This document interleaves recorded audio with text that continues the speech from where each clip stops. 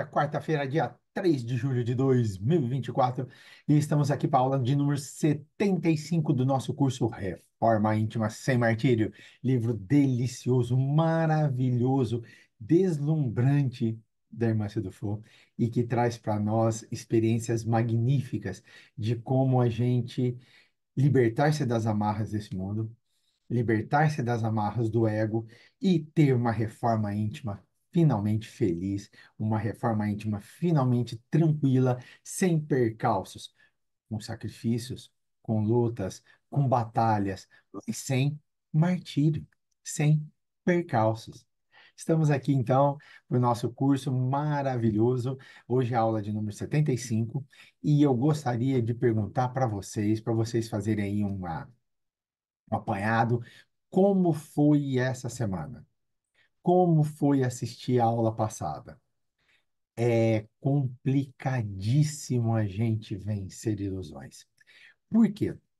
Todo capítulo que nós estudamos, né, ele traz no seu cerne a questão de como nós somos pessoas que são iludidas, seja pela nossa falsa autoimagem, seja pela nossa ideia errada que nós temos de nós mesmos, seja pelo mundo que nós criamos, pela ideia que nós criamos, por tudo que nós criamos por nós, né? O que é que a gente fica pensando de nós, e isso faz com que a gente, infelizmente, crie um mundo ilusório. A gente cria um mundo de ilusões. Tudo que a gente faz passa a ser um mundo de ilusão, passa a não ser real. A gente passa a viver um mundo que não existe, um mundo que só existe na cabeça da gente. E é isso que faz a gente ficar triste, ter depressão, entrar em parafuso, faz alguns não quererem sair de casa, faz alguns terem uma depressão mais forte, faz alguns entristecerem-se tanto que chegam à beira do suicídio. Por quê? Porque nós criamos um mundo na nossa cabeça que é muito longe de ser nosso mundo real. E queremos viver nesse mundo fantasioso que a gente criou. Seja porque a gente fantasiou em redes sociais hoje. E olha que o livro, a minha edição, quando ele veio a primeira vez, não se falava em rede social. Então, a autoilusão era uma autoilusão nossa, criada num mundinho, digamos assim, nosso, num mundinho pequeno. Hoje a gente cria uma autoilusão espelhando num mundo muito maior. Por isso a importância de a gente pegar esse capítulo em especial e analisar ele com muito cuidado, porque a gente vem trazendo isso e vem potencializando com redes sociais. Há 20 anos, 25 anos, o mundo potencializado nosso era simplesmente televisão, revista. A gente olhava na revista, via minha Doce Vida na revista. A minha Doce Vida na revista era produzida, porque as revistas são produzidas e as fotos são manipuladas, a gente sabe disso. Melhor ângulo, melhor luz, maquiagem, né? Algum tipo de produção depois que veio a era da computação. Mas era assim, era um mundo mais estático, não era tão dinâmico. E a gente ainda criava uma autoimagem, ainda criava um mundo para a gente viver que não era nem próximo do nosso mundo real. Com o advento das redes sociais, o que que acontece? Isso explode, isso bomba. Por quê? Porque antes era o famosinho que ia para a revista, por exemplo, Caras, e eu ficava querendo ter a vida daquele famosinho, né? Já hoje não. Já hoje não. Hoje não é o famosinho, hoje é meu vizinho, é meu primo, é meu colega de trabalho, é a pessoa que convive comigo. É ele quem está com uma doce vida, com uma vida perfeita, olhando para mim e falando: Eu tenho, você não tem, queridão. E aí? Eu tenho, esse não. E a gente vai se envolvendo, vai entrando nesse mundo, vai absorvendo esse mundo para dentro de nós e vão ficando tristes. Mas esse não é o mundo real, é o mundo que eu estou criando. Por quê? Porque ninguém falou para mim. Olha a vida que eu tenho e você não tem. Sou eu que entrei na rede social do outro, olhando a rede social do outro, olhando que o outro faz isso, faz aquilo, vai ali, vem aqui, tudo. E eu peguei aquilo e achei que ele estava mostrando para mim isso. E passei a acreditar cegamente, passei a acreditar firmemente, passei a acreditar piamente que aquilo que eu estou vendo é realidade. A partir daí, cria-se uma autoimagem falsa e eu tento viver nessa autoimagem falsa. Cria-se um mundo de ilusão e eu tento viver nesse mundo de ilusão, que muitas vezes ninguém falou nada. Está aqui dentro, está dentro da cabeça da gente. E a gente viver esse mundo de ilusão nos traz muita tristeza, traz um peso muito grande. Por quê? Porque eu deixo de ser eu.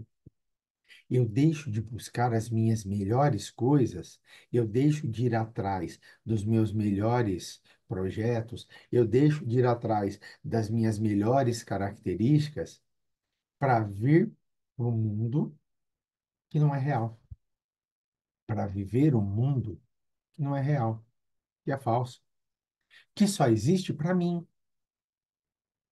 Sabe, sabe aquele mundo das relações perfeitas, de todo mundo estar feliz, todo mundo quer dançar, todo mundo pede bis? Então, é esse que é o negócio. Tá feliz ali, na foto e na vida. Ninguém coloca tristeza, ninguém coloca derrota na rede social. Ninguém coloca fui mal. Eu lembro uma vez que eu postei na minha rede social pessoal, né? é, um treino que eu havia feito e deu ruim, sabe? Eu gosto de correr, sou corredor de rua amador, adoro sair correndo aí, né? Meus treinos 3, 4 vezes na semana, então gosto muito de fazer isso. E um belo dia eu saí para treinar, saí com a cabeça, se não me engano, de treinar 10 quilômetros, tá? Alguma coisa assim, 10 quilômetros. Com 10 quilômetros eu estava com a língua de fora, com 4 quilômetros eu parei. Parei, simplesmente parei. Não tava legal. O que que é o normal? Eu não postar. Eu fazer postagens igual eu fiz há 2 semanas, que eu corri uma meia maratona e fui super bem, 21 quilômetros, eu fui feliz da vida, com um solão danado e mesmo assim eu fui super bem. Ah, essa eu posto, feliz, que felicidade, tudo. Mas esse treino, pelo amor de Deus, como que eu vou treinar? E eu colocar, né, postar. E aí eu coloquei, eu postei. Era para ser 10 quilômetros, mas deu ruim. Nunca eu tive tanta gente perguntando o que que aconteceu. Nas outras, passava. Nessa, nossa, tanta gente perguntou. Por quê? Porque ninguém está acostumado com alguém reconhecer a nível mundial que deu ruim.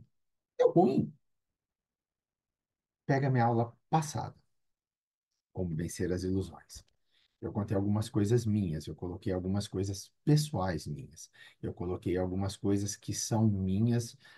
Acho que eu estava muito intuído, porque depois eu fui assistir a aula e vi que eu coloquei muita coisa mesmo. Então, eu coloquei muita coisa minha na aula e assim, não coloquei coisa boa, coloquei meus problemas. E pouca gente está acostumado a assumir que tem problema. E o grande passo para vencer as ilusões é a gente se assumir. Eu tenho problema, eu não sou perfeito.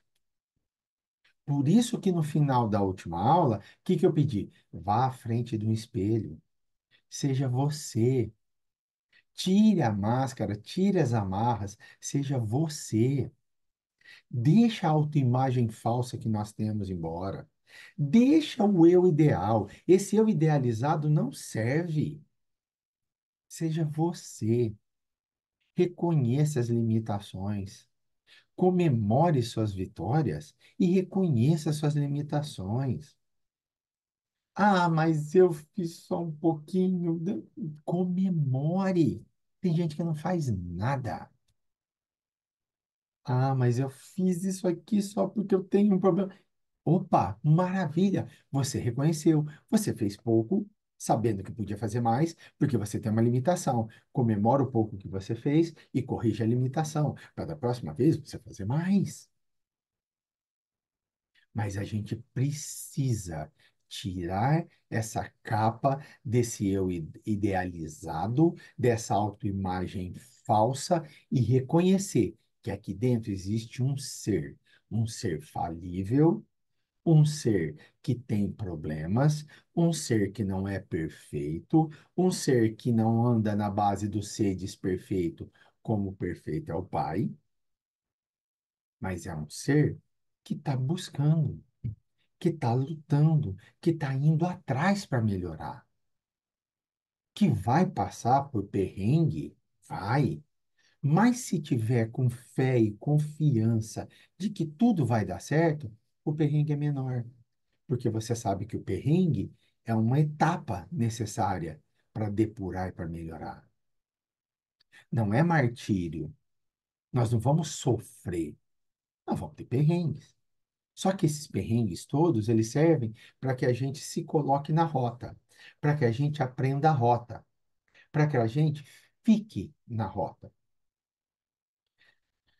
Comentei lá no outro projeto que eu tenho aqui na Cavile, que é o Alquimia da Vida, lá no Instagram da Cavile, né?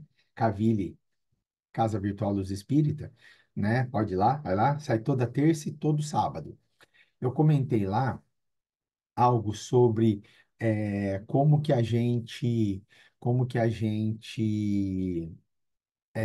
as pessoas se afastam de nós quando a gente muda, né?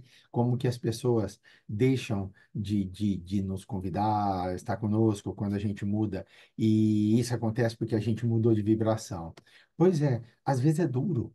A gente tem amizades, né, que gosta, a gente gosta das pessoas, e essas pessoas vão se afastando porque a gente mudou. E aí no começo é difícil, no começo a gente sente, mas depois a gente vê que não, isso foi necessário. Por quê? Porque eu estou diferente. A energia não casa mais. Eu não sou mais aquela pessoa que eu era, eu sou uma pessoa nova agora. Então é normal que isso aconteça. Tá vendo? Não tem martírio. Tem eu reconhecendo que, por mais que eu goste, por mais que eu achasse legal a amizade, por mais que para mim era legal conviver com essa pessoa, eu vou entender a partir de agora que eu sou outra pessoa. Eu sou uma pessoa diferente. Eu sou uma pessoa que tem jeito, que tem caminho, que tem ideais diferentes. E que vai acontecer. E aí eu não me martirizo. Pelo contrário, eu entendo e eu acalmo o coração. É isso que a irmã Sidufo quer. É isso que ela quer. E a partir do momento em que nós deixamos a nossa autoimagem falsa, deixamos de lado o eu idealizado e passamos a viver o eu real, o eu, o eu como eu sou, com todas as minhas virtudes e com todos os meus defeitos, o que que vai acontecer? Eu vou cada vez menos, vou ficar cada vez menos martirizado. E vou ter cada vez mais entendimento de que tudo que eu estou passando é porque eu preciso passar. Eu acho que com isso a gente consegue fechar o capítulo passado, né? Lembrando para você retornar quantas vezes for necessário as aulas, eu acho que é legal, né? Às vezes a gente vê as aulas passadas e pegar alguma coisa que perdeu para que a gente entenda o que está acontecendo, né? E vamos em frente, vamos embora, que tem muito curso aí, nossa senhora, metade da aula só nessa introdução. Mas é como eu falo, a gente precisa falar isso, por quê? Porque ao trazer isso para a aula, ao trazer esse contexto todo para a nossa aula, né? Essa introdução para a aula de hoje, eu consigo fechar a aula passada e, por exemplo, quem caiu e vai assistir pela primeira vez essa aula já sabe o que que aconteceu para trás, e aí vai lá atrás. Ou então, passou-se uma semana, aí eu tô falando, você, caramba, eu devo ter perdido algum detalhe, eu posso ter perdido. Então volta, né? É para isso que a gente faz essa introdução. E hoje um pouco maior, porque foi realmente um capítulo maravilhoso. É uma sessão de terapia. Foi assim, o capítulo inteiro, não me engano, foram 5 ou 6 aulas, uma sessão de terapia. Seguir passo a passo o que veio no capítulo, é uma sessão de terapia. E não tem coisa melhor. Agora, hoje, nós vamos entrar num outro capítulo, e é um capítulo muito interessante, um capítulo interessantíssimo, porque nós vamos ver, lembra, deixa as ilusões. O que que aconteceu nas ilusões? Um grupo de médiuns terrenos fizeram perguntas para a irmã Sidufo, e a irmã Sidufo respondeu, e nós passamos aqui, correto? No anterior, antes desse que nós encerramos. Nosocômio Esperança, um grupo de pessoas vem com a irmã Sidufo visitar, enquanto a Dona Maria Modesta, né? Nosocômio Esperança deve estar aqui em cima, em Uberaba, né? E eles vêm, enquanto com a Dona Maria Modesta, e a Dona Maria fala com eles, explica tudo, e eles acompanham um dia do cesário e tudo que aconteceu com o cesário naquele dia. Lembra? O cone do cesário, a proteção do cesário, aí a gente descobre que o cesário ele pratica o cooperativismo cristão. O que que é isso? Não importa para quem que é, não importa qual seja a camiseta que vista, a religião que professe, o que usa aqui na testa, não importa. Ele atende a todos da mesma maneira. O trabalho dele é atender a todos da mesma maneira. Então, nós aprendemos, né? Toda sobre a proteção do cesáreo, os ataques que o cesáreo sofre, né? E como que tudo aconteceu. E aí o pessoal faz as perguntas. E hoje, a partir de hoje, nós vamos num outro passeio dentro do Nosocomio Esperança. Só que lá no Nosocomio Esperança, a irmã Cidufo bate um papo com o doutor Inácio Ferreira. Doutor Inácio Ferreira, né, como eu vou mostrar para vocês, vou até colocar aqui, deixa eu compartilhar, antes de conversar, né, porque eu vou mostrar algumas coisas para vocês, vou compartilhar, compartilhei, tá aqui, estamos nós aqui, né, o capítulo de hoje é o 16, né, o 16º capítulo, Lições Preciosas com o Doutor Inácio, né, e começa assim, aquele que, médium, compreende a gravidade do mandato de que se acha investido, religiosamente o desempenha. Então, aquele que reconhece que é um médium, que já soube, sabe do trabalho, sabe como que é, sabe da luta que é, né? Ele compreende o peso do que ele ganhou ali, ele compreende o peso do que ele tem, ele vai desempenhar com toda a vontade. Lembra o Cesário? Lembra das aulas passadas do Cesário? O Cesário vai lá e faz o trabalho dele. O Cesário não se preocupa. O Cesário vai e faz, né? Ele não tem muita onda, ele não fica preocupado com, ai, nossa, será que eu estou agradando? Será que eu estou... Não, o Cesário trabalha, trabalha. E aí ele recebe mais responsabilidade e o Cesário trabalha. Cesário vai atrás, Cesário não tem preocupação, não. Cesário corre atrás do trabalho. Cesário quer o trabalho. E isso é que é muito legal no Cesário. Isso é que é um barato no Cesário, tá? Então, aquele que médium compreende a gravidade do mandato, de que se acha investido, como o Cesário faz, religiosamente o desempenha. Evangelho segundo o Espiritismo, capítulo 28, item 9. Então, hoje nós vamos falar de lições preciosas com o doutor Inácio. Mas antes, para quem não conhece, para quem não é de Uberaba, para quem nunca ouviu falar, quem é doutor Inácio? Doutor Inácio, ele nasceu em 1904 aqui, em Uberaba. Eu estou falando de Uberaba, né? Nasceu aqui, em Uberaba. Ele só saiu de Uberaba para fazer medicina, lá no Rio de Janeiro. Fez medicina na Universidade Federal do Rio de Janeiro. Ao término de seus estudos, já formado médico em psiquiatria, volta para Uberaba, tá? Pensando no quê? Trabalhar aqui em Uberaba. Trabalhar aqui em Uberaba. Vem para cá, já um devotado trabalhador da Seara Espírita, chegando aqui, conhece um sanatório espírita, que havia sido fundado pela Dona Maria Modesta.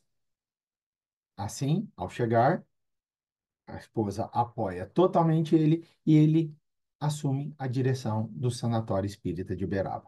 Vocês lembram, né? Para quem não lembra, como eu falei lá na introdução, voltem em aulas passadas. Eu mostrei fotos do sanatório, eu mostrei como é o sanatório hoje, né? Vocês tiveram a oportunidade de conhecer um pouquinho do Sanatório Espírita de Uberaba, que hoje não é mais administrado pelos espíritas. À época era uma casa espírita aqui em Uberaba, chamado Centro Espírita Uberabense, eram eles quem tomavam conta, hoje não é mais. Hoje é uma universidade privada da cidade, que tem um curso de medicina e que encampou o sanatório às atividades da universidade e está lá dentro do sanatório trabalhando. Então, eles administram hoje a universidade e, com isso, eles têm um espaço para que os alunos possam praticar a psiquiatria, tá? E os alunos da psicologia possam praticar o trabalho dentro da psiquiatria.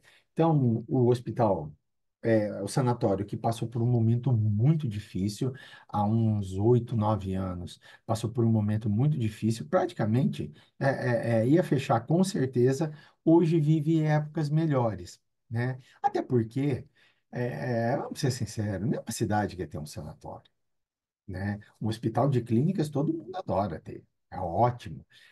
Postinho de saúde todo mundo adora ter, mas um sanatório, pouquíssimas pessoas que têm na cabeça a ideia de, nossa, que legal minha cidade tem um sanatório. Ninguém gosta, né? Então, Uberaba teve muito problema.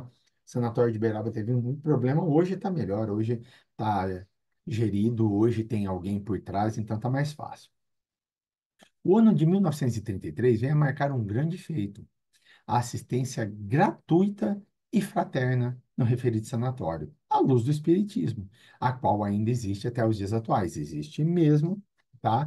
Mesmo com a universidade assumindo, ele ainda manteve esse caráter, tanto que não mudou o nome, né? Ainda é Sanatório Espírita de Uberaba. A obra em referência foi construída por uma personagem sempre lembrada, né? A da Maria Modesto. Então, foi ela quem idealizou e ajudou a construir o sanatório que ele assumiu, tá? Então, esse é um pouco do Doutor Inácio. Só que o Doutor Inácio não ficou só nisso. Hoje ele também dita alguns livros. Começou escrevendo, ele mesmo escrevendo, né? Veio enfatizar a área da psiquiatria em face da pesquisa doutrinária. Por outro lado, a literatura verdade, demonstrada por meio das curas de doentes envoltos na chamada loucura e comprovadamente curados nas sessões espíritas por ele realizadas, tornam-se marcas de luz, até hoje apresentadas nas páginas dos livros que o grande médico publicou há quase meio século. Ele publicou e hoje ele dita livros, né? Hoje tem alguns médiuns que recebem alguns livros dele e nós vamos bater um papo aqui sobre um pouco desses livros também. Ele durante a conversa com a irmã Sidufo, ele fala sobre esses livros. Em 27 de setembro de 88, ele desencarnou, né? Ele faleceu. Os restos mortais estão aqui, né? Terra dele, e é aqui que ele está.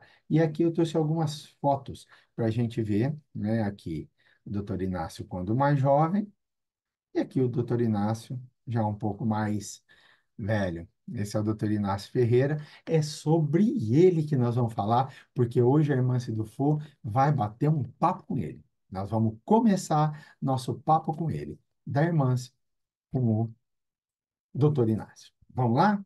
Vamos partir? Olha aqui. Essa história está nas páginas 102 a 108 daquela minha versão, como eu falei para vocês, tá? Era a véspera dos dias carnavalescos nas terras brasileiras. Então, vamos imaginar, era ali, começo de fevereiro, né? A gente estava lá no início de fevereiro. Época de intensos labores entre as dimensões de vida física e espiritual. Todos nós sabemos como é complicado o carnaval, tá? O Hospital Esperança, por inteiro, aprontava-se para um momento tormentoso. Por quê, gente? Porque no carnaval, como é o nosso carnaval, tem muito problema. Tem obsessão, tem acidentes, tem mortes, tem um monte de coisa. É uma loucura, né? Quem teve a oportunidade de assistir Nosso Lar, que foi um livro publicado ali no período da Segunda Guerra, viu como que é receber um monte de gente que chega da guerra.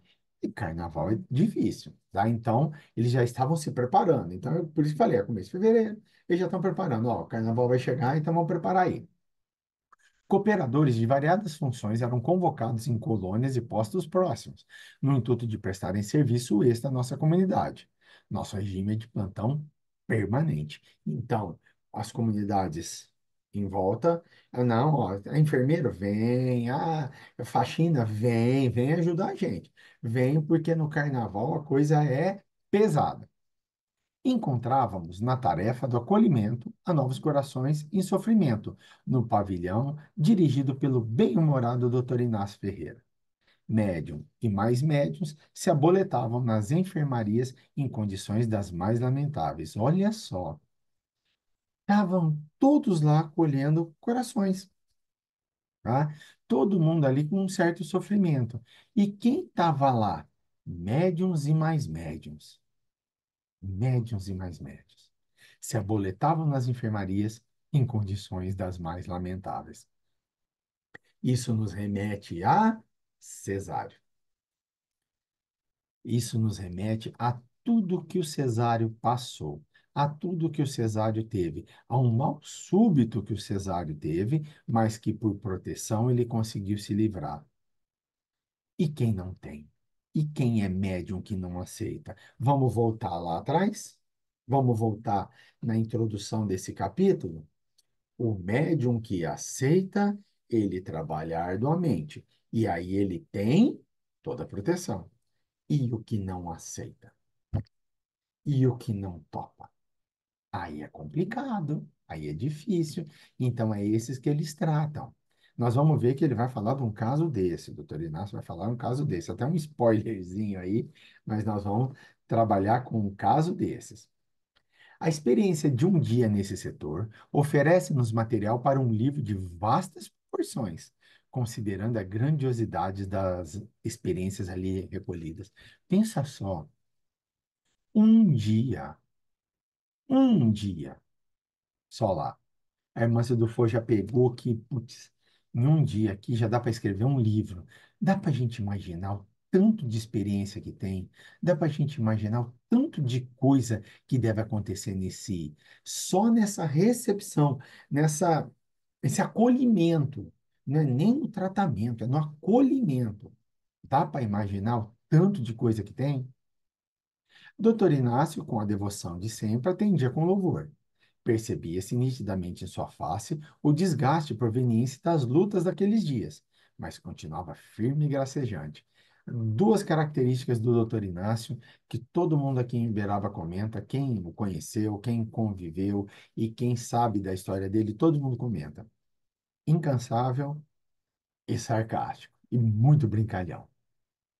Incansável e com sarcasmo, com uma vontade de brincar enorme, tá? Cutucando, falando. Então, nós vamos ver essas duas características nele. Uma nós já vimos.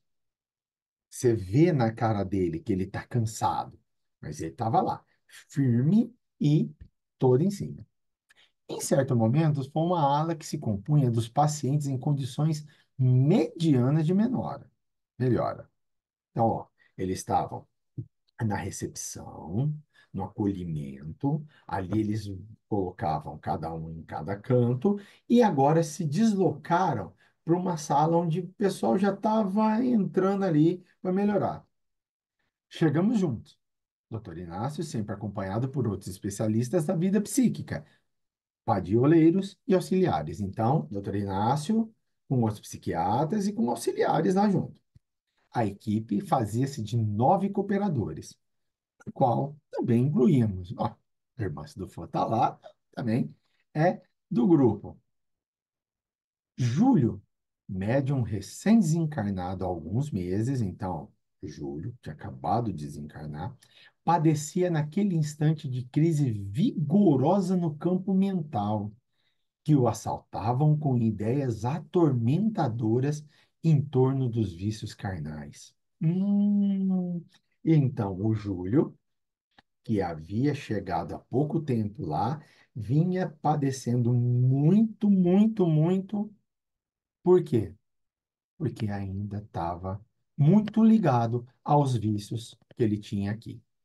Então, ele já estava em outro plano, mas ainda continuava muito, muito ligado aos vícios que ele tinha aqui. E isso estava trazendo problema mental. Ele estava muito doente. A equipe dividiu-se em duas e ficamos com o nosso diretor naquela tarefa de socorro.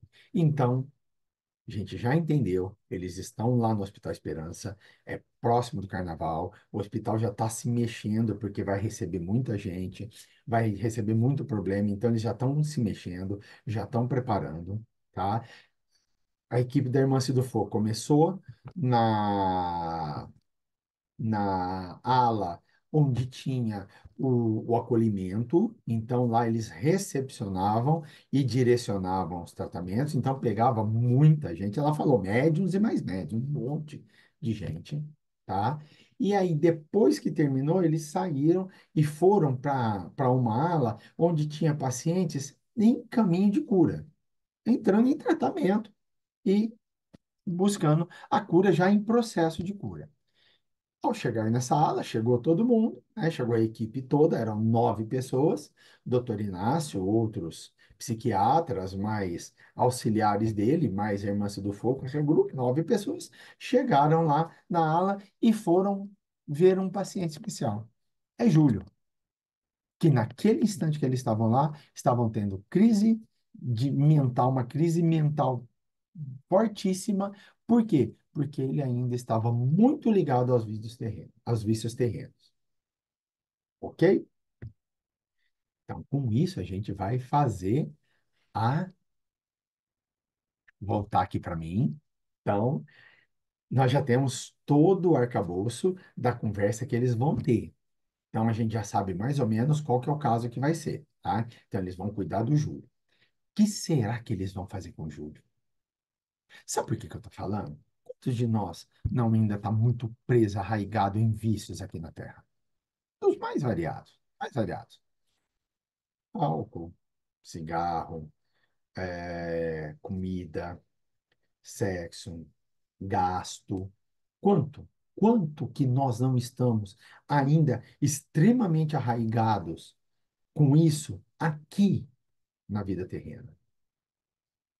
Muitos, né? Então, você está com vício? Não consegue se libertar dele? Vamos ver o que que eles vão fazer com o Júlio. Vamos ver se tem alguma consequência. Vamos ver se tem alguma causa disso. E ó, já fica sabendo, a gente sobe e fica atormentado com esse peso, infelizmente. Se você ficou aqui até agora, deixe seu like, curta esse vídeo, compartilhe, deixe o seu like no canal da Camila, ative o sininho para receber todas as notificações e leve esse vídeo, comenta muito, porque isso aumenta o engajamento para o YouTube e o YouTube indica nosso vídeo para muita gente. Estamos na meta ainda de chegar a 2.000 inscritos no canal. Não esquece disso, não. Quarta-feira que vem a gente volta. Quarta-feira, 10 de julho, já vamos estar invadindo o segundo semestre, né? Que a gente começou essa semana, semana que vem nós já vamos estar invadindo o segundo semestre. E quarta-feira que vem tem mais aula. Forte abraço, fiquem com Deus. Tchau.